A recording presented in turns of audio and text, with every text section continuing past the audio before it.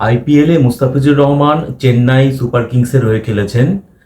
নিঃসন্দেহে তিনি যেভাবে পারফরমেন্স করেছেন, অর্থাৎ এখন পর্যন্ত টুর্নামেন্টে সর্বাধিক তিনি 14টা উইকেট নিয়েছেন, মানে যৌথভাবে তিনি সর্বোচ্চ উইকেট শিকারী এবং 9টা ম্যাচ খেলেছেন।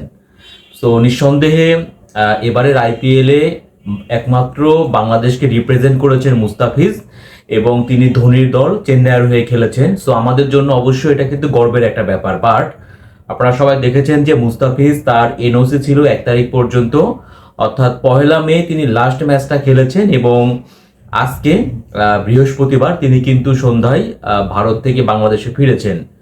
তো যে কথা বললাম যে তার জন্য খুবই সফল একটা আইপিএল ছিল, তিনি বাংলাদেশের মুখ উজ্জ্বল করেছেন। কিন্তু মুস্তাফিজ, আমার কাছে যে জিনিসটা মনে হয়েছে যে মুস্তাফিজের কিছুটা ভাব বেড়েছে এবং এই ভাব বাড়ার কারণটা হচ্ছে আপনারা সবাই দেখেছেন যে এয়ারপোর্টে তিনি যখন পৌঁছান, এয়ারপোর্টে পৌঁছানোর পরে তিনি যখন গাড়িতে উঠবেন সে সময়ে কিন্তু তার সঙ্গে সেলফি তোলার জন্য দুই একজন ভক্ত তারা কিন্তু এগিয়ে গিয়েছিলেন বা মোবাইলটা এগিয়ে দিয়েছিলেন তার সঙ্গে সেলফি তুলবেন জন্য। বাট মুস্তাফিজ চাইলেই পারেই, মানে যারা অনেক বড় মাপের খেলোয়াড় আছেন, যারা লেজেন্ড হয়েছেন, তারা যে কাজটা করেন আর কি, তারা কিন্তু নর্মালি হাসি মুখেই সেলফির জন্য পোজ দেন। বাট বাংলাদেশের খেলোয়াড় মুস্তাফিজ, বাংলাদেশি সমর্থক, এই 2-3 জন সমর্থক মুস্তাফিজের সঙ্গে সেলফি তুলতে চাইলেন, মুস্তাফিজ কিন্তু তাদের সঙ্গে সেলফি তুলেননি। সো এখানে কিন্তু একটু পার্থক্য আর কি, যে মুস্তাফিজ চাইলে পারে তিনি কিন্তু হাসি মুখে, হ্যাঁ আপনারা বলতে পারেন যে তিনি আইপিএল এর ম্যাচ খেলে ক্লান্ত হয়ে পড়েছেন, ভ্রমণজনিত একটা ব্যাপার বলতে পারেন, অনেক কিছুই কিন্তু বলতে পারেন। বাট ধরেন আমার কথা হচ্ছে যে যদি ভারতের কোনো সমর্থক বা বাংলাদেশ দল যখন বিদেশে খেলতে যায়, অর্থাৎ বিদেশি কেউ যদি বাংলাদেশি কোনো খেলোয়াড়ের সঙ্গে সেলফি তুলতে চায়, তখনও কি বাংলাদেশের খেলোয়াড়রা এরকম ভাবে সেলফি তোলেন না, বা মুখ কি গোমরা করে থাকেন বা অ্যাভয়েড কি করেন? এরকমটা কিন্তু করেন না। শুধুমাত্র তারা বাংলাদেশের যখন সমর্থকরা বা ভক্তরা সেলফি তুলতে চান তখনই কিন্তু তাদের মধ্যে এই ব্যাপারটা আমরা বেশি কিন্তু আমরা দেখতে পাই।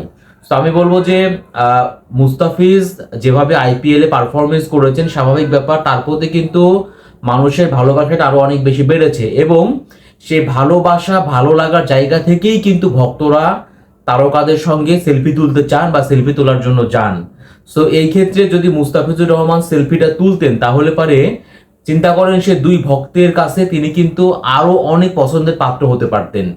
এবং যেখানে অনেকগুলো গণমাধ্যম সেখানে কিন্তু উপস্থিত ছিল, অর্থাৎ গণমাধ্যমের সামনে এটা কিন্তু হয় না অনেক সময় লোক দেখানোর জন্য হলে পারেও আমি বলবো যদি মুস্তাফিজ যদি গণমাধ্যমের সামনে তিনি যদি সেলফিটা তুলতেন, দাঁড়াতেন, হাসি মুখে একটা পোজ দিতেন, তাহলে পারে তাকে কিন্তু ইতিবাচকভাবে উপস্থাপন করা হতো।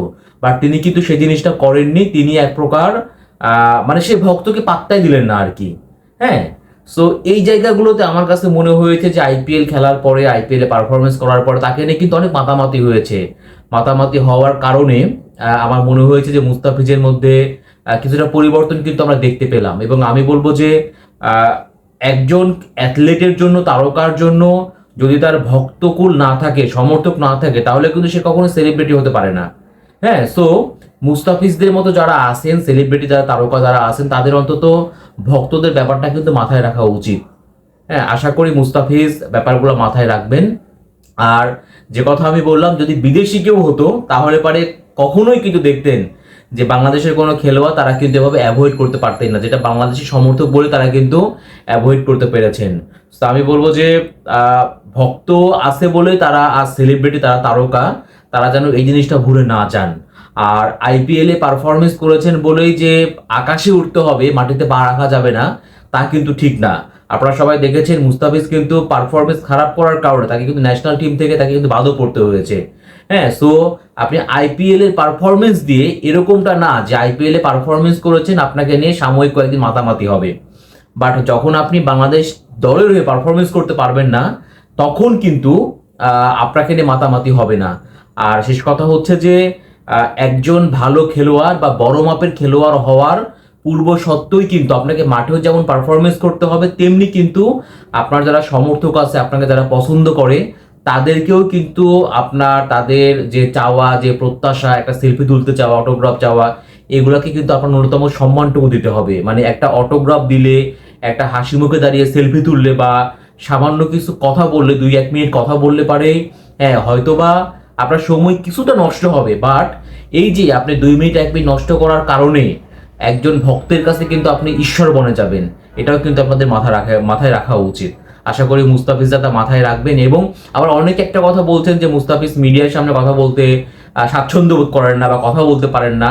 এখানে আসলে মিডিয়ার সামনে যদি কথা বলার ব্যাপারটাও আসে, তাহলে পরে আমি বলবো যে চেন্নাইয়ের যে ভিডিওটা আপনারা সবাই দেখেছেন, সেখানে মুস্তাফিজ কত বড় বড়, মানে কত বড়ভাবে, কত সময় নিয়ে তিনি কিন্তু প্রশ্নের উত্তর দিয়েছেন, অনেক বড় করে কিন্তু তিনি প্রশ্নের উত্তর দিয়েছেন, কথা কিন্তু বলেছেন। সো মুস্তাফিজ যে কথা বলতে পারেন না তাও কিন্তু না। সো আমার মনে হয় যে অন্তত একজন খেলোয়াড়ের ম্যানার জানাটাও খুব বেশি গুরুত্বপূর্ণ।